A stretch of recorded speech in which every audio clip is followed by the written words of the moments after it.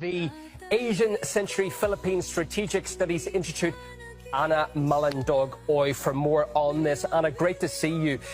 Mr. Duterte has been elected mayor in, as we say, the third largest city in the Philippines, despite being in a prison cell in the Netherlands.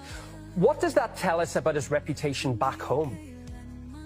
Thank you so much, Jinan, for welcoming back to your program. I think one thing that we have to remember, the former president was elected with a landslide victory in Davao City. And not only, actually, it's the former president who was elected, all Dutertes who run for this midterm election were elected as well so far in a landslide victory. What does this tell us? This tells us that the Filipino people still have that high regard for the former president and, of the Dutertes, and at the same time, this is also would tell us that there is such a thing as a protest vote against the arrest of the former president and the detention of the former president in The Hague at the moment. And also this is also some kind of a verdict coming from the Filipino people, and that that the Duterte is very much still popular, very much powerful when you talk about voting base.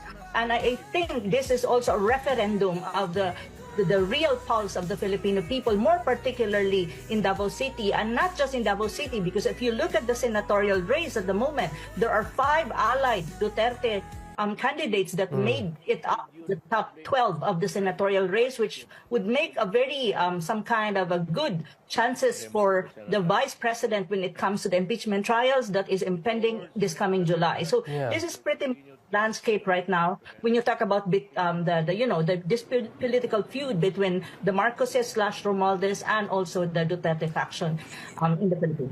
Davao, as you say, it's a major city. He won 8 times as many votes as the next candidate, yet he was taken on a plane from Manila Airport to The Hague. That was allowed to happen because I remember as well at the time, Ana, there was a lot of support for his war on drugs. It was hardline, but there was a huge issue with that in the country.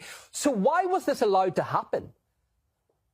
Oh, well, that the arrest of the former president was, I think, as you have said and mentioned earlier, it's really a political move coming from the BBM or the Marcos Jr. administration. It's much more a domestic problem. It's all about politics, and I think the underlying reason that this arrest was allowed to, or there was a cooperation coming from the Marcos Jr. government that to happen is precisely because of the popularity of the former president, and it just so happened before the midterm election. So this is one way of trying to curtail or